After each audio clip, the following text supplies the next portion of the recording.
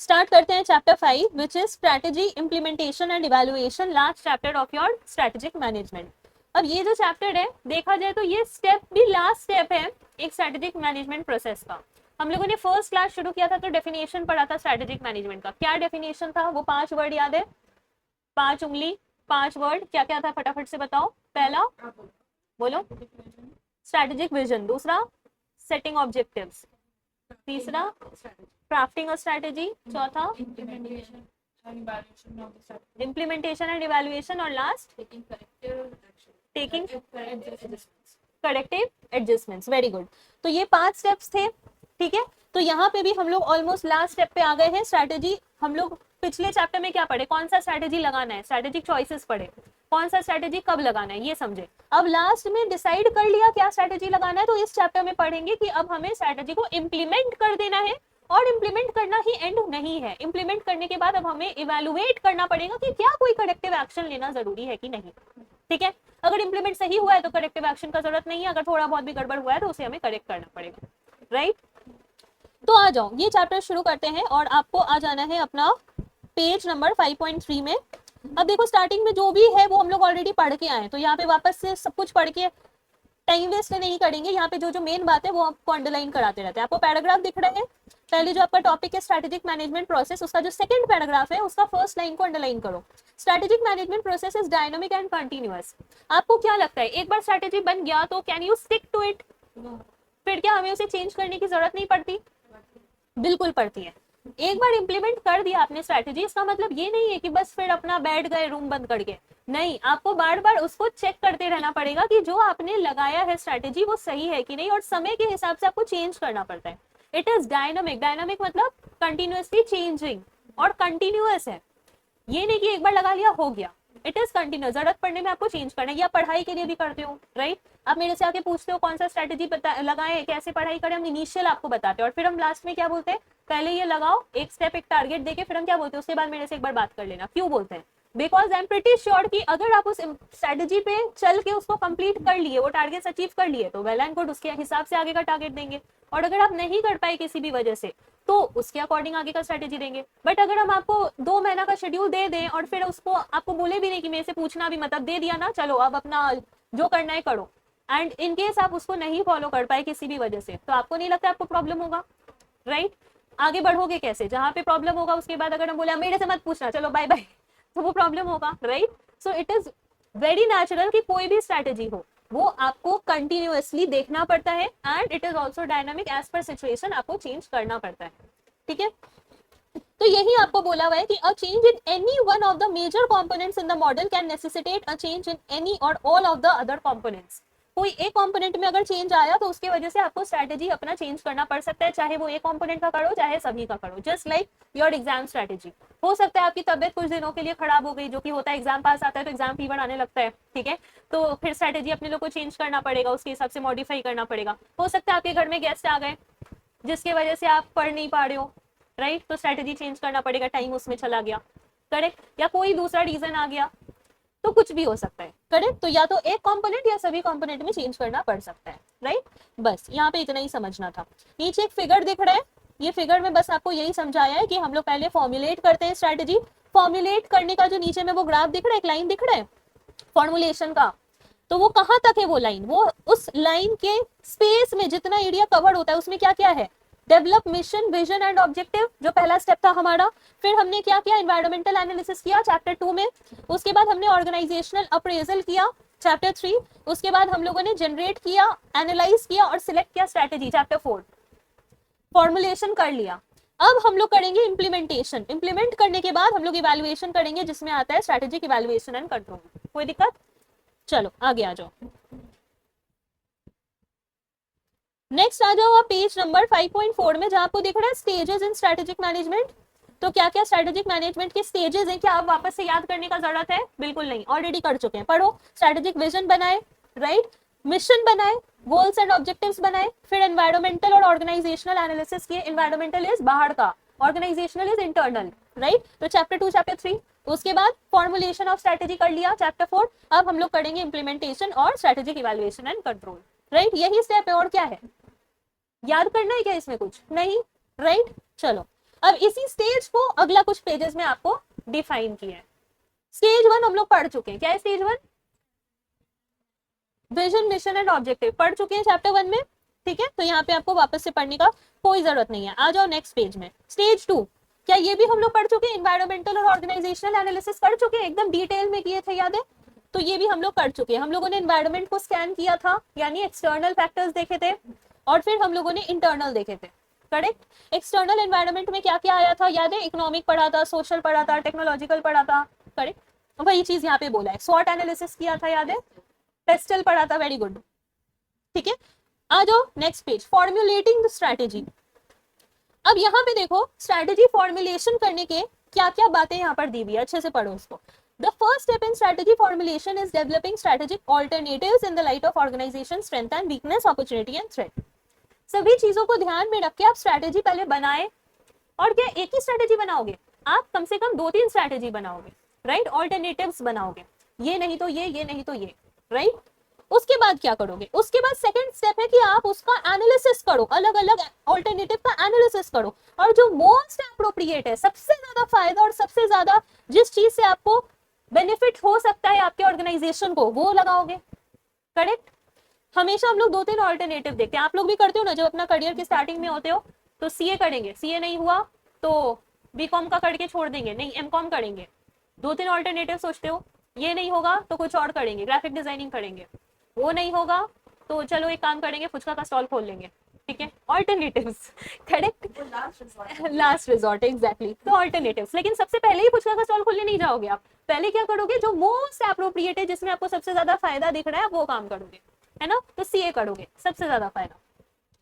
A company में भी confronted with several alternatives, तो यहाँ पे आपको ऑल्टरनेटिव्स के बारे में ही बताया हुआ है कि क्या क्या ऑल्टरनेटिव्स है। क्या कंपनी को कंटिन्यू करना चाहिए सेम बिजनेस में और same volume of activities continue करना चाहिए? पहला सवाल। दूसरा, अगर सेम बिजनेस में कंटिन्यू कर रहा है तो क्या उसको एक्सपैंड करना चाहिए? अब वो एक्सपैंड कैसे करेगा? या तो एग्जिस्टिंग यूनिट्स बनाकर, या नई यूनिट्स बनाकर, या किसी को अक्वायर कर लेगा, ठीक है। Second alternative. थर्ड ऑल्टरनेटिव क्या है? क्या उसको डाइवर्सिफाई करना चाहिए? अब डाइवर्सिफाई अगर करना चाहिए तो किससे रिलेटेड करना चाहिए? क्या रिलेटेड प्रोडक्ट से जो रिलेटेड है वो करना चाहिए, या अनरिलेटेड प्रोडक्ट्स में डाइवर्सिफाई करना चाहिए, करेक्ट। और फोर्थ ऑल्टरनेटिव क्या है? क्या उसको एग्जिस्टिंग बिजनेस से पूरा पूरा निकल जाना चाहिए, या पार्शियली निकलना चाहिए? कोई दिक्कत? ये उसके ऑल्टरनेटिव्स हैं, फाइन। ये कौन सा स्टेज था? Stage number 3, formulation. अब आ जाओ stage 4, implementation of strategy. Implementation और एग्जीक्यूशन, ये दो चीज ऐसा है जिससे आपका स्ट्रैटेजी को एक शेप मिलता है, एक सपोर्ट मिलता है। इंप्लीमेंट कर रहे हैं हम लोग, ठीक है। तो आप एक स्ट्रैटेजिक प्लान को कन्वर्ट करते हो अपने एक्शंस में, और जो आपका रिजल्ट होते हैं उसके बेसिस पे आप ये देखते हो कि आपका स्ट्रैटेजी सही था कि नहीं, आपका टारगेट अचीव हुआ कि नहीं, करेक्ट। तो आओ नीचे जो डायमंड पॉइंट शुरू हो रहे हैं उसके ऊपर वाला लाइन को अंडरलाइन करो। In most situations, strategy execution process includes the following principal aspects. ये आपको याद रखना है कि जब भी स्ट्रैटेजी एग्जीक्यूट कर रहे हैं हम लोग, तो उस समय आपका मेन प्रिंसिपल एस्पेक्ट क्या है, किन चीजों पे आपको ध्यान देना है? पहला, developing budgets that steer ample resources into those activities critical to strategic success. कोई भी काम बिना बजट के हो सकता है क्या? आप अपने फ्रेंड को अगर कुछ गिफ्ट करते हो उसके बर्थडे पे, तो उसके लिए भी आपका एक बजट होता है, राइट? हम लोग घूमने जाते हैं कहीं भी, तो उसका एक बजट होता है। तो अगर स्ट्रैटेजी कोई कंपनी इंप्लीमेंट कर रही है, ऑर्गेनाइजेशन कर रही है, स्ट्रैटेजी लगा रही है, तो ऑब्वियसली उसका एक बजट होगा। आपके एग्जाम स्ट्रैटेजी में बजट नहीं होता, आपके एग्जाम की स्ट्रैटेजी में time is the budget basically, right? तो हर चीज का एक बजट है। तो यहाँ पे वही एकदम बेसिक सा चीज अंडरलाइन कर लो, बजट वर्ड को। यहाँ पे क्या करना पड़ता है? सबसे पहले आपको बजट बनाना पड़ता है। बजट क्यों बना रहे हो? क्योंकि रिसोर्सेस क्या है आपके पास? अनलिमिटेड है, लिमिटेड है, स्कैर्स रिसोर्सेस है, राइट? इकोनॉमिक्स में पढ़े हम लोग, एकदम बेसिक। तो ये क्या है? ये आपके रिसोर्सेस बहुत ज्यादा नहीं है, तो जितने हैं, जितने आपके पास रिसोर्सेस है, उसमें बेस्ट क्या आप कर सकते हो ताकि आपकी स्ट्रैटेजी सक्सेस हो, ये काम हम लोग पहले करेंगे, ठीक है। फिर क्या करेंगे?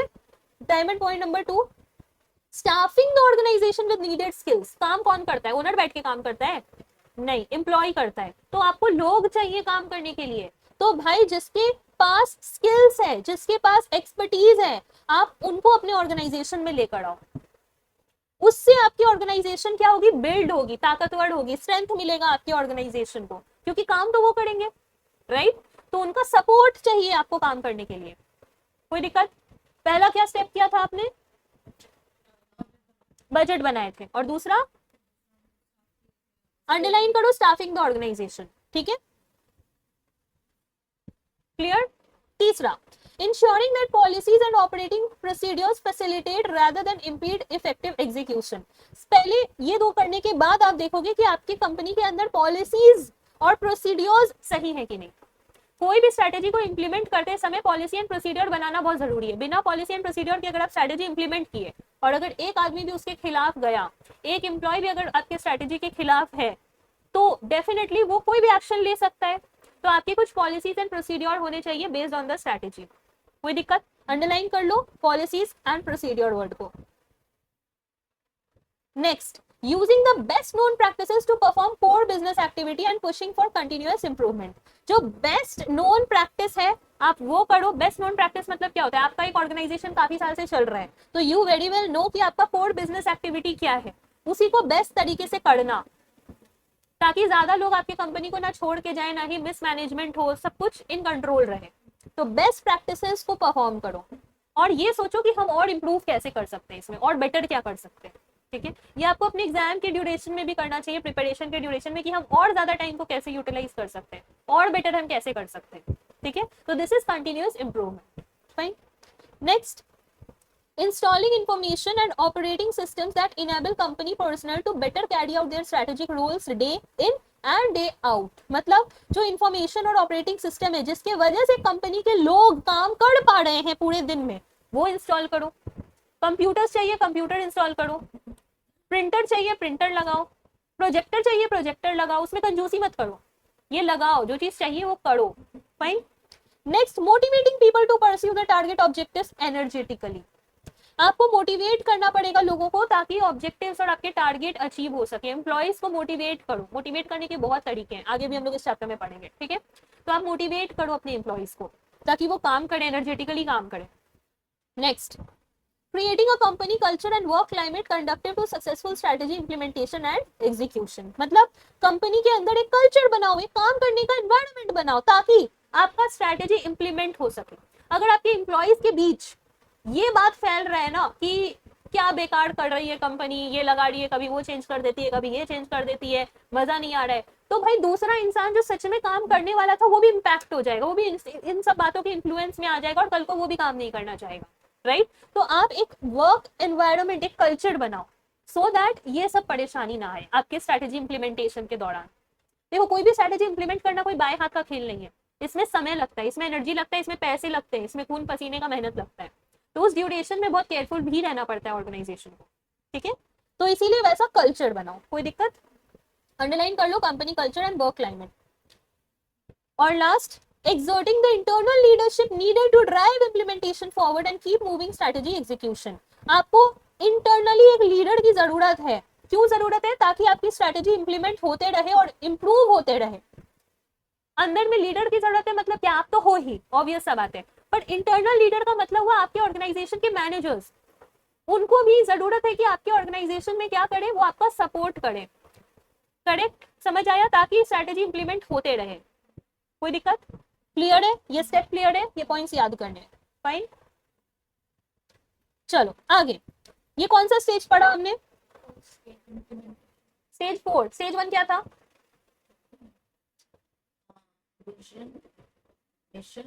And vision, mission, goals and objective. Stage 2 क्या था?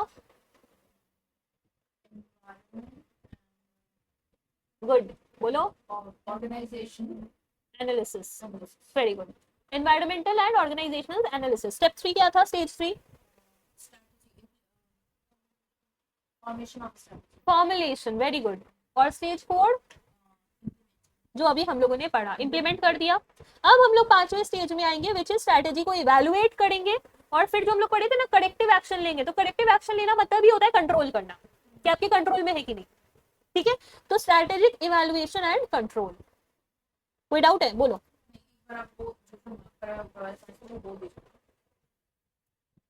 ऊपर वाले पॉइंट्स में पहला बजट, दूसरा स्टाफिंग द ऑर्गेनाइजेशन, तीसरा policies and procedure, fourth best known practice, fifth आपका फिफ्थ में अंडरलाइन करो strategic roles day in and day out, fifth यानी नेक्स्ट वाला मोटिवेटिंग पीपल, उसके बाद company culture and work climate, और लास्ट वाला में इंटरनल लीडरशिप।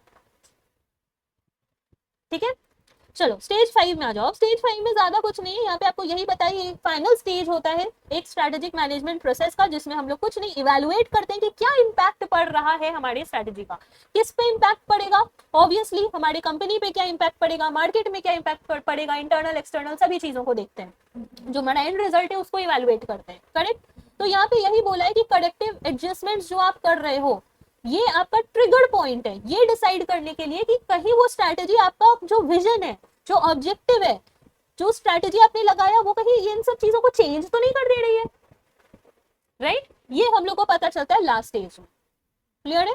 यहाँ पर यही चीज आपको बोला है। आ जाओ नेक्स्ट पेज में। स्ट्रैटेजी फॉर्मुलेशन दिख रहा है? स्ट्रैटेजी फॉर्मुलेशन में पहला क्या है? Corporate strategy. कॉर्पोरेट मतलब कंपनीज, कंपनी की स्ट्रैटेजी के बारे में अब हम लोग पढ़ेंगे कि जब हमें स्ट्रैटेजी बनाना रहता है तो कॉर्पोरेट स्ट्रैटेजी के अंदर क्या क्या आता है। ठीक है, देखो ये आपको स्टार्टिंग में कुछ ऐसे नॉर्मल बात बोला है, सेकंड पैराग्राफ में आओ। The game plan that really directs the company towards success is called corporate strategy. Underline कर लो। तो कॉर्पोरेट स्ट्रैटेजी मतलब कुछ नहीं, एक गेम प्लान यानी एक प्लान समझ लो, एक इंपॉर्टेंट प्लान जिससे कंपनी अपने सक्सेस की तरफ बढ़ती है, उसी को बोलते हैं corporate strategy. Correct, okay. Planning जो है वो आपको ऑपरेशनल भी हो सकता है, स्ट्रैटेजिक भी हो सकता है। करेक्ट, स्ट्रैटेजिक मतलब कोई स्ट्रैटेजी से रिलेटेड और ऑपरेशनल मतलब डे टू डे वर्क से related. Fine. Senior management strategic plan बनाता है पूरे ऑर्गेनाइजेशन के लिए। पहले वो अपने ऑर्गेनाइजेशन के स्ट्रेंथ और वीकनेस को ध्यान में रखता है और फिर क्या बनाता है? स्ट्रैटेजिक प्लान बनाता है। सिंपल सा बात, कोई दिक्कत? ओके। इसके अंदर क्या क्या आता है? They involve gathering and allocating resources in order to achieve organizational goals. Obviously आप क्या देखोगे? अपना पहले स्ट्रेंथ वीकनेस देखोगे, फिर ऑर्गेनाइजेशन के अंदर कितने रिसोर्सेज है ये देखोगे, फिर कितना लेवल का प्लान बन सकता है, ये सब देखकर ही तो लगाओगे स्ट्रैटेजी। वही चीज आपको यहाँ पर समझाया है। फाइन, कोई दिक्कत? आ जाओ नेक्स्ट पेज। देखो इसके अंदर एक चार्ट दिख रहा है। कॉर्पोरेट स्ट्रैटेजी का दो हाथ निकला हुआ है, एक स्ट्रैटेजिक प्लानिंग, दूसरा ऑपरेशनल। तो स्ट्रैटेजी के अंदर सारा स्ट्रैटेजी से रिलेटेड चीज आएगा, ऑपरेशनल में डे टू डे वर्क आएगा। सिंपल। स्ट्रैटेजिक प्लानिंग का कैरेक्टरिस्टिक्स क्या क्या है पढ़ो। Shaping the organization and its resources. Organization को शेप दो, उनके रिसोर्सेज को शेप दो। शेप दो मतलब क्या है? सर्कल बनाओ, स्क्वायर बनाओ, रेक्टेंगल बनाओ, ये नहीं। शेप देने का मतलब है कि किस वे में आपका एक ऑर्गेनाइजेशन के रिसोर्सेज को यूज करना चाहिए, कौन से प्रोडक्ट बनाने में करना चाहिए, एम्प्लॉइज है तो उनको किस काम में लगाना है, ये सब आ गया shaping the organization and resource. Fine. दूसरा, assess the impact of environmental variables. Environment के अंदर बहुत सारे वेरिएबल्स हमने पढ़े हुए हैं चैप्टर 2 में, तो वो सारे वेरिएबल्स को एसेस करो कि उसका इम्पैक्ट क्या हो रहा है मेरे ऑर्गेनाइजेशन में। फाइन। तीसरा, takes a holistic view of the organization. Holistic मतलब एज अ होल जो बेटर है, हेल्दी लिविंग जिसको हम लोग नॉर्मली होते हैं हेल्दी। तो होलिस्टिक व्यू लो ऑर्गेनाइजेशन का कि कैसे आपकी ऑर्गेनाइजेशन हेल्दी रह सकती है। Fine. Next, develops overall objective and strategy. Overall objective और स्ट्रैटेजी बनाओ जो कि लॉन्ग टर्म सक्सेस से रिलेटेड होना चाहिए। करेक्ट, और ये काम किसका है? हमेशा याद रखना, स्ट्रैटेजिक प्लानिंग जो है वो सीनियर मैनेजमेंट का काम है। Strategic planning is not done by employees, strategic management is always done by senior management. कोई दिक्कत? स्ट्रैटेजी शॉर्ट टर्म के लिए बनाएगा, लॉन्ग टर्म को ध्यान में रख के बनाएगा। कोई दिक्कत? आ जाओ। ऑपरेशनल प्लानिंग में क्या क्या आएगा? जैसे हम बोले ना डे टू डे वर्क में काम करता है, तो पहला deals with current deployment of resources. आज रिसोर्सेज को क्या हम लोग कहाँ यूज करें, डे टू डे आज कहाँ यूज करें। फाइन। दूसरा, टैक्टिक्स रादर देन स्ट्रैटेजी। यहाँ पे स्ट्रैटेजी नहीं बनता है, ऑपरेशन में टैक्टिक्स बनता है, नॉट स्ट्रैटेजी। तीसरा, projects current operation into future. मतलब हम लोग आज का बात करते हैं कि आज जो काम कर रहे हैं इससे फ्यूचर में क्या इंपैक्ट होगा day to day. Next, makes modification to the business function and not fundamental change. आपका जो बिजनेस फंक्शन है उसमें मॉडिफिकेशन होता है, कोई बड़े चेंजेस यहाँ नहीं होते हैं। Fine. Next, is the responsibility of functional managers. Operational planning का रिस्पॉन्सिबिलिटी किसका है? फंक्शनल मैनेजर्स का है। कोई दिक्कत? बोलो। स्ट्रेटेजिक प्लानिंग किसका काम है? और ऑपरेशनल प्लानिंग ओके, आ जाओ नीचे। तो स्ट्रैटेजिक प्लानिंग का मतलब क्या है वो यहाँ पर बताया हुआ है, कुछ नहीं, कॉर्पोरेट स्ट्रैटेजी में स्ट्रैटेजिक प्लानिंग का जरूरत पड़ता है। फाइन, इसका जो डायमंड पॉइंट शुरू हो रहा है उसके ऊपर के लाइन को अंडरलाइन करो। The formulation of corporate strategy is the result of a process known as strategic planning. जो कॉर्पोरेट स्ट्रैटेजी हम लोग बनाते हैं वो कहां से आया है? स्ट्रैटेजिक प्लानिंग से आया है, सिंपल एज दैट। पहला देखो diamond point, strategic planning is a process of determining the objectives of the firm, resources required to attain these objectives and formulation of policies to govern the acquisition, use and disposition of resources. Strategic planning मतलब क्या होता है? कुछ नहीं, it is a process कि एक organisation अपने objectives को डिटरमाइन करे, जो रिसोर्सेस चाहिए इन ऑब्जेक्टिव्स को पाने के लिए वो रिसोर्सेस पे ध्यान दे, पॉलिसीज बनाए, एक्विजिशन के लिए देखे कि एक्विजिशन जरूरी है क्या रिसोर्सेस का, यूज कैसे करें रिसोर्सेस को, और रिसोर्सेस को डिस्पोज कैसे करें, जिसका काम नहीं है उसको डिस्पोज करना पड़ेगा ना, राइट?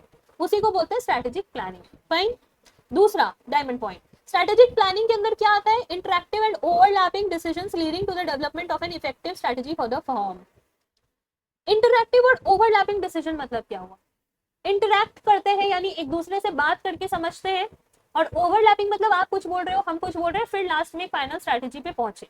जस्ट लाइक जैसे एग्जाम का स्ट्रैटेजी आप मेरे साथ डिस्कस करते हो, आप हम कुछ बताए ऐसा करो, फिर आप बोलते हो कि अभी हम ये नहीं ये पढ़ रहे हैं, फिर हम उसके हिसाब से आपको कुछ और बोलते हैं, फिर आप वापस बोलते हो कि ये मेरा वीक एरिया है, इसमें मैं कैसे करूँ, फिर हम आपको कुछ बोलते हैं उस चीज को कंसिडर करके, फिर आप उसके ऊपर अपना एक और बात बोलते हो, तो ये करके फिर फाइनल स्ट्रैटेजी पे पहुंचते हैं, राइट?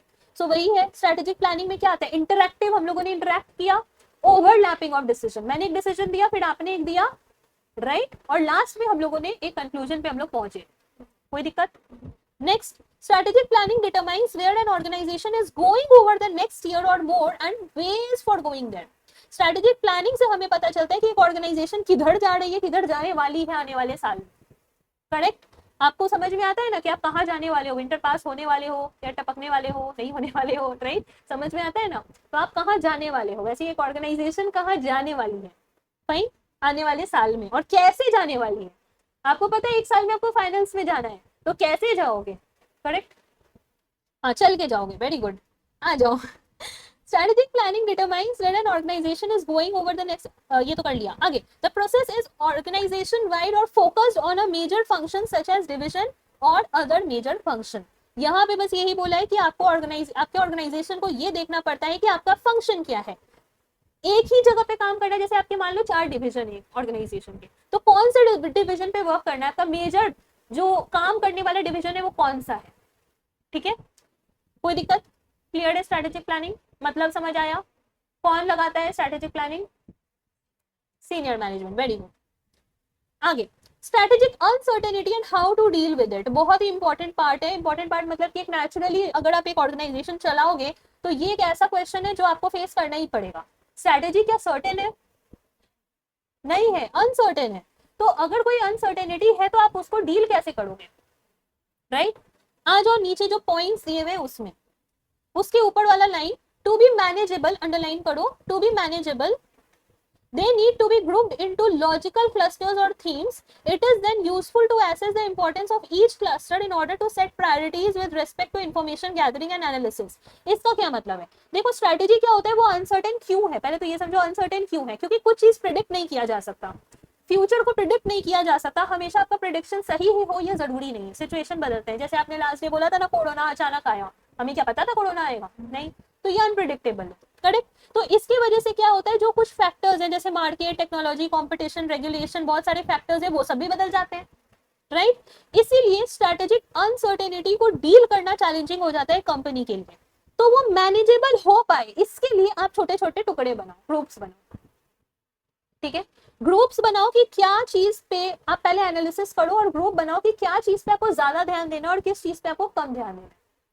फॉर एग्जाम्पल, आपका पढ़ाई का स्ट्रैटेजी बनता है, राइट? स्ट्रैटेजी तो बन गया, अब आप उसमें क्या करते हो, ग्रुप्स बनाते हो कि आपका कौन सा सब्जेक्ट ज्यादा वीक है और कौन सा सब्जेक्ट आपके लिए मैनेजेबल है, राइट? कौन सा सब्जेक्ट है कि आपको पढ़ पढ़ के भी भूल जाते हो और कौन सा है कि एक बार पढ़ के याद हो जाता है। करेक्ट? अब आप बोलोगे एक भी नहीं होता है, होता है ना? अच्छा वो भी हो जाएगा, ठीक है, हाँ ठीक है। तो वही चीज यहाँ पर है कि आप ये एनालिसिस जो करते हो ये किन किन चीजों को ध्यान में रख के आपको ये करना पड़ता है, आप जो ग्रुप्स बनाते हो वो कैसे बनाते हो और इन अनसर्टेनिटी को आप कैसे डील करोगे। ठीक है, पहला क्या हुआ? अच्छा ठीक है, कोई बात नहीं। पहला, flexibility. Organization can build flexibility into their strategies to quickly adapt to changes in the environment. या तो आप अपनी ऑर्गेनाइजेशन को फ्लेक्सिबल रखो, फ्लेक्सिबल रखो ताकि जैसे ही एनवायरनमेंट बदला तो आप भी बदल जाओगे। Means you are not rigid to one thing. Clear है? दूसरा, diversification. Diversifying the organization, product portfolio, market and customer base can reduce the impact of strategic uncertainty.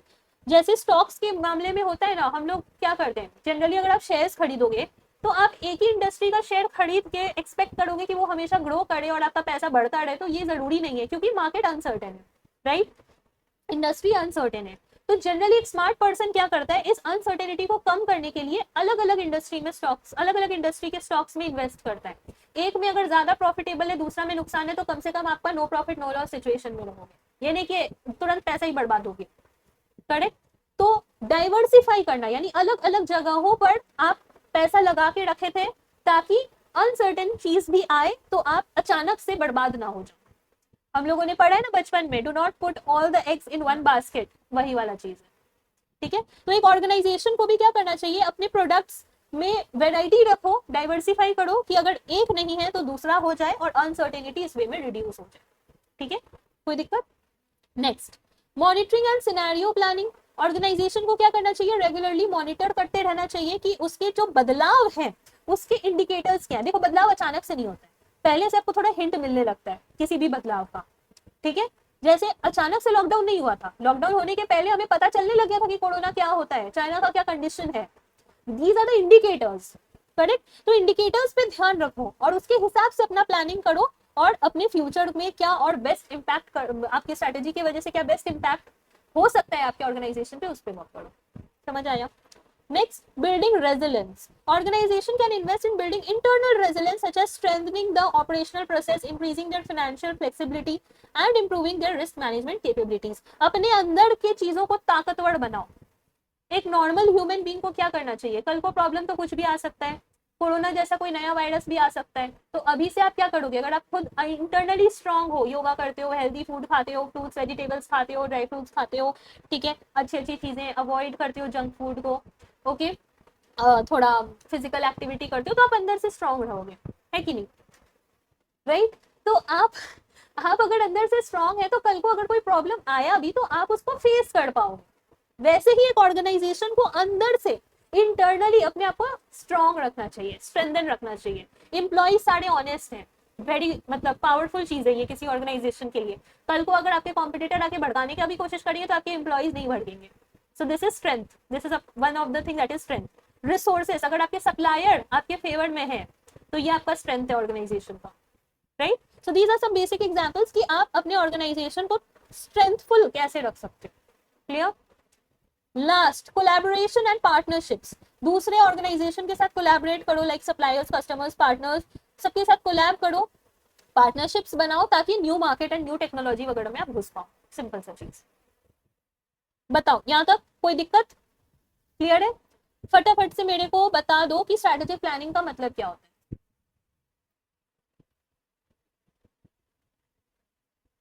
Good, तो आपने क्या बोला? Strategic planning basically a game plan that helps a company towards success. Fine. आ जाओ, impact of uncertainty. Uncertainty की वजह से क्या क्या हो सकता है, कुछ नुकसान ही होगा और क्या होगा, राइट? तो क्या क्या हो सकता है, पढ़ो आगे। It can impact on present, propose and even potential businesses. A trend towards natural foods में प्रेजेंट अपॉर्चुनिटी फॉर जूसेस। यहाँ पे आपको कुछ सिंपल एग्जांपल दिया है, ये बिना पढ़े हुए आप बोल दोगे अनसर्टेनिटी का इम्पैक्ट क्या हो सकता है। ऑब्वियसली कुछ खड़ा भी होगा, राइट? तो वो खराब चीजों से बचने के लिए पहले से आप अनसर्टेनिटी को रिड्यूस करो। यही चीज आपको यहाँ पे समझाया है with the help of an example. ठीक है, तो एग्जाम्पल एक बार पढ़ लो। यहाँ आपको बोला है कि नेचुरल फूड के लिए अगर लोग एक्साइटेड हैं, ठीक है, तो इससे आप समझ सकते हो कि जूस अगर बनाते हो, इस नेचुरल फूड से आप जूस निकालते हो, तो that can be an opportunity for you, right? लेकिन जो कोल्ड ड्रिंक्स है उसके लिए अनसर्टेनिटी है, उस कंपनीज के लिए अनसर्टेनिटी है, क्योंकि अब लोग चाह रहे हैं फ्रेश फ्रूट्स खाना, फ्रेश जूस लेना, राइट? आप लोग नहीं चाह रहे हो, ठीक है, ऑल कोल्ड ड्रिंक्स लवर्स। हाँ एक्सेप्ट मी। नेक्स्ट आ जाओ, स्ट्रेटजी इम्प्लीमेंटेशन। अब हम लोग